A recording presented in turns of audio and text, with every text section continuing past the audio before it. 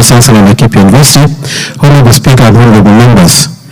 The matter of whether the university education should be free, I report or I respond that this will be a policy issue with this Parliament, and the government needs to decide and make a decision on it.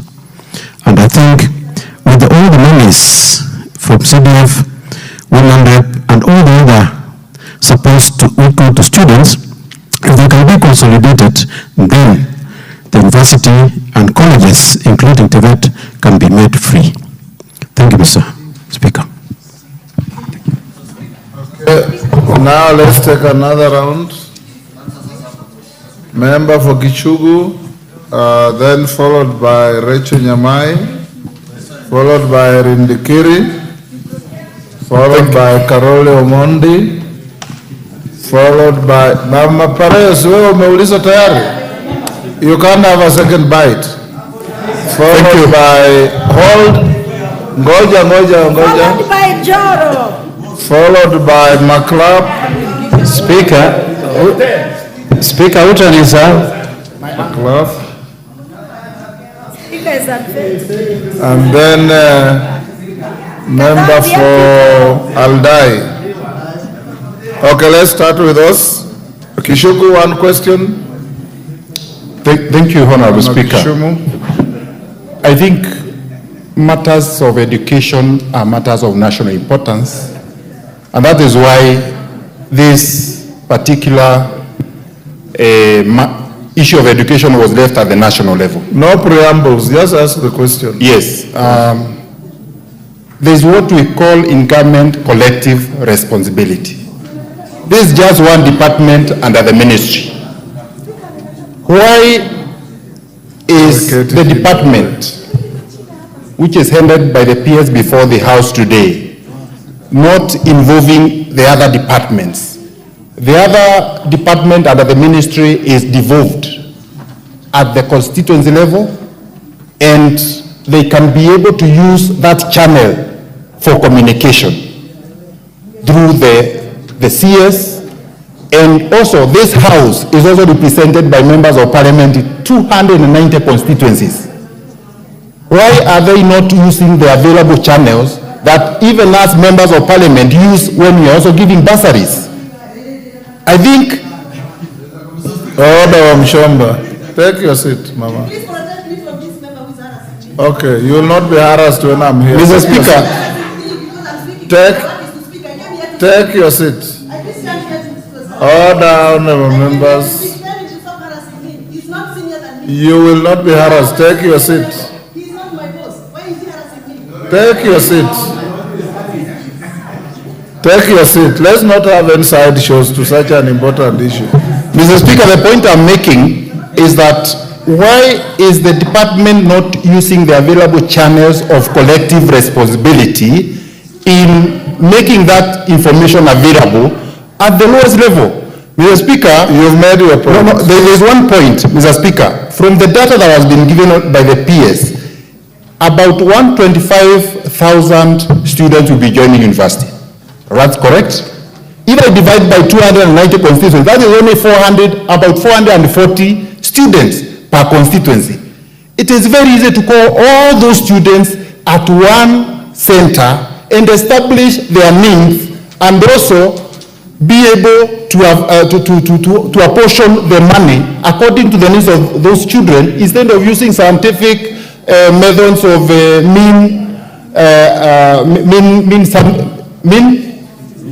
mean testing instruments, which are scientific and they are not real. The reality is on the ground. Let all the students report, we will do it at the constituency level, and we will be able to give them the data of the need of the students. Rachel Nyamai. Thank you very much, Speaker. Mr. Speaker, I would like to... Muguga. I think Mira.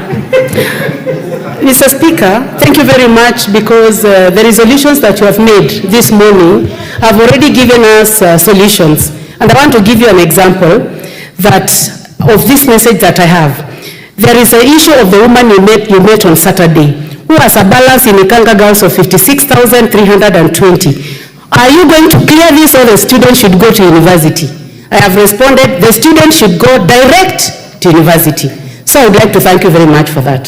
Mr. Speaker, this is my question. That I have students who have been wrongly banded. I know them, I know their parents, and they are in band 1 and 2. But they have been given band 4, band 3, 4, and 5. And I would like to ask the PS, who I agree that she has really tried to answer these questions, but I would like to ask, is it possible to compare the data that you are receiving with the data from the secondary school? Not comparing with the secondary school that child went to, but the data from that secondary school because the children are known, and link it with what the Honorable Member for Kishugu has said. Or also link it to data from the ground, from provincial administration, because these children are known from the Ministry of Interior. We'll be able to get data now that there are universities that are not telling the truth. Thank you, Speaker. Thank you, Mr. Speaker. First, allow me, Mr. Speaker, that Parliament is given information that is factual. The statements are factual. Now, I can tell you and prove to you that some of this information you have given here is not correct. And we have said, and I agree with what Honorable Kishuma said, there is no information on the ground.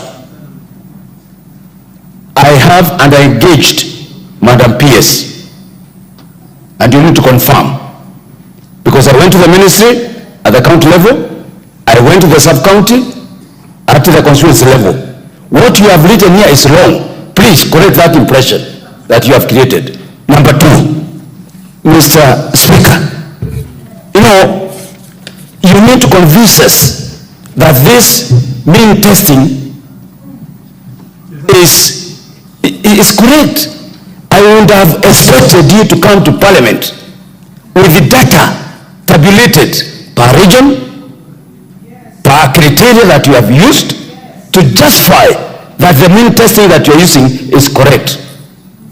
Now, without that, you cannot claim that a student are following by 1, 2, 3, 4, 5. It is wrong. You've made your point. Carolo Mondi. Thank you very much, Honorable Speaker. I'll try to be very brief. Let me start by saying that this issue is not new to Kenya. I think one of the countries with the best funding model for university education is Canada. And it is very highly automated, so that there's no fraud, there's no corruption, and the system works. I think the biggest problem we have here is the way these social parameters are being applied. We are dealing with a financial question, but we are applying social parameters, not financial tools. I think that is the biggest problem in this model. And what I would recommend is, if you look at all these social parameters, they will not tell you what somebody's income is or financial status is. You need to approach this thing using financial tools, like you are a credit committee in a bank. And this information is there. And the application, I would suggest, are made while people are still in high school, so that the teachers and the students can work together and capture the historical data on how those students have been financed over the years and fitted into the metrics, whatever system you call it. If you have a bank credit system, every parent has a telephone number these days. You can go and get M-Pesa records of a family, and you will know their income. You can go to KRA. You can go to salary slips. There's enough financial tools that if we apply to this system, we will get to know who are in need and who are not in need. Because if we leave it blank and use social parameters like polygamy and all these other things I'm seeing here, we are opening a very good system to fraud and corruption, and to politicians like us who will want to encourage people to go and get loans without having the responsibility to pay for them. This system only works where there is honesty and where there is repayment and where there is no corruption. So the first thing you must do is to change the parameters. Don't focus on the social parameters as much. Use financial tools. Secondly, thirdly, I think for those students who have applied, and they should apply while they are still in high school, when they get the letter, that letter should serve as a guarantee for their admission. even before the funds are disbursed.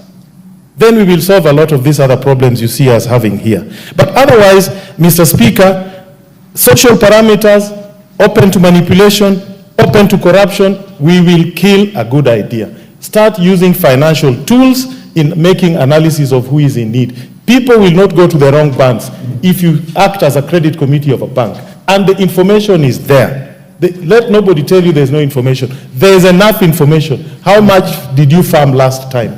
How much crops did you harvest? It is there because people are receiving fertilizer. People are receiving different things. Otherwise, these social parameters will not help us. Thank you very much, Honorable Speaker. Maklap.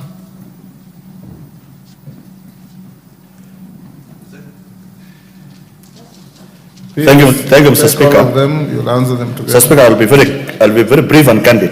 Number one, Mr. Speaker, using this right after they have used bans on monthly income of families to determine what a family or a student should pay. When you turn to the other page, Mr. Speaker, they are saying there is a mini testing tool, and they have come up with parents, gender, cost, expenditure. Mr. Speaker, there is no collinearity between these social factors that do not have an assigned figure mathematically and the incomes of the families. Mr. Speaker, the incomes of the families are determined by salaried people. Salaried people.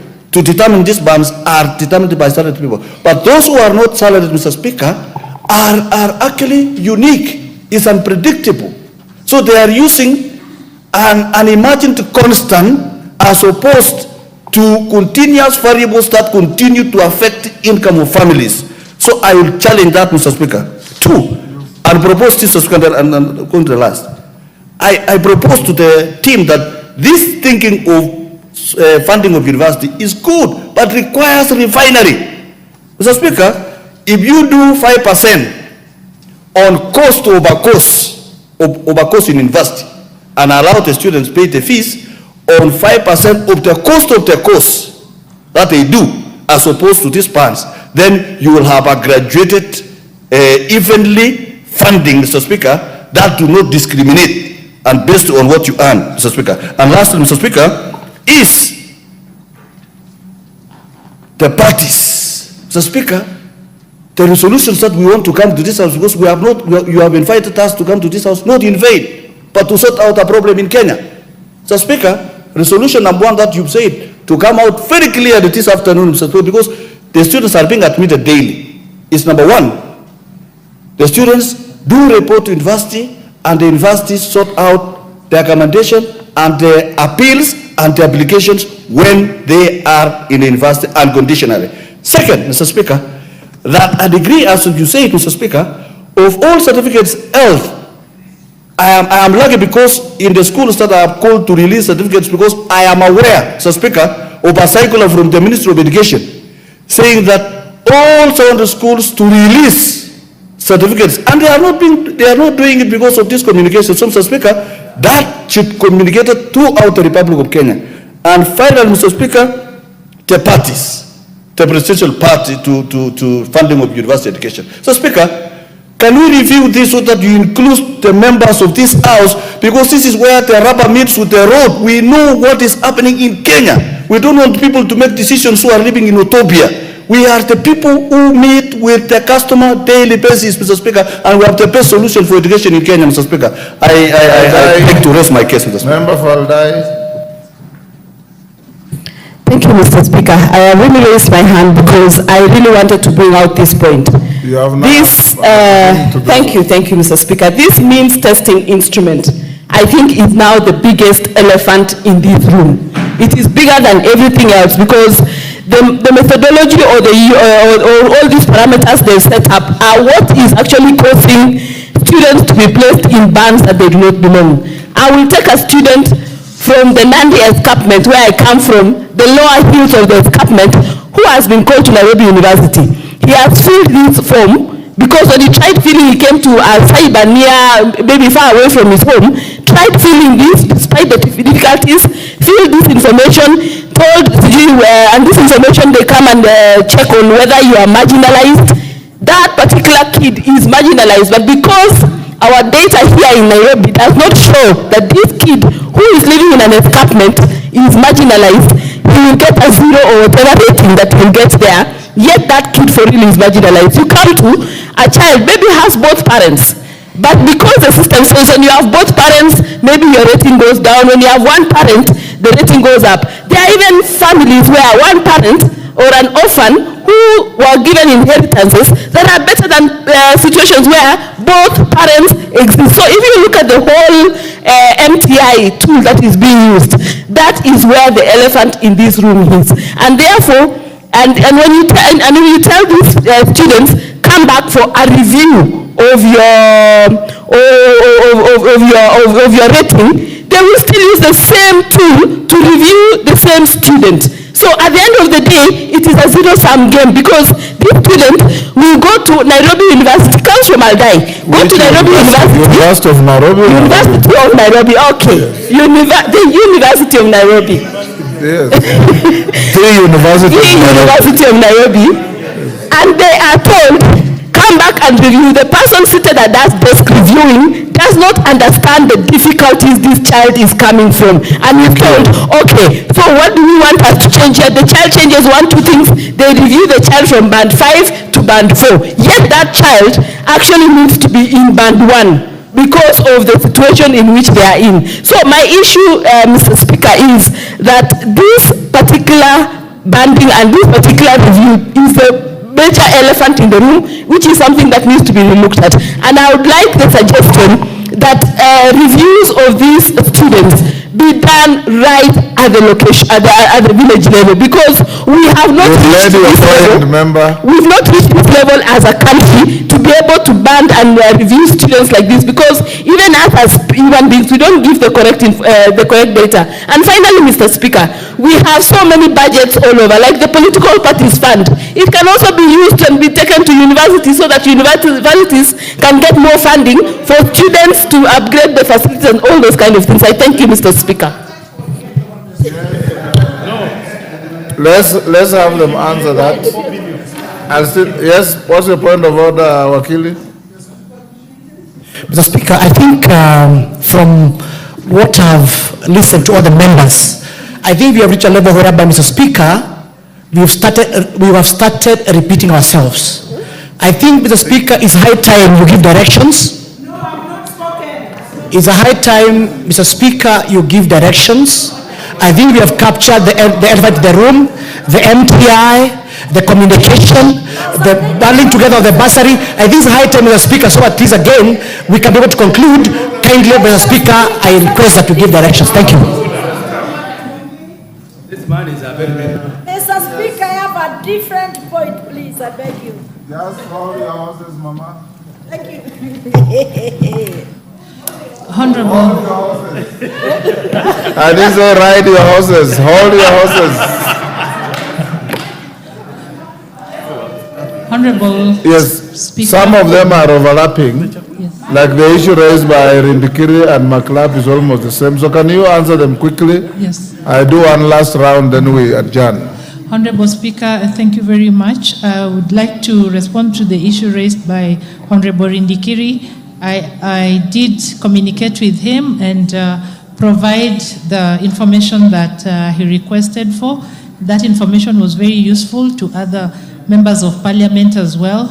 Honorable Speaker, we at the State Department are trying very much to collaborate with other state agencies to communicate. With a humble budget of 600,000 a year for communication, as a State Department, we are really struggling and working with other agencies to help us reach out.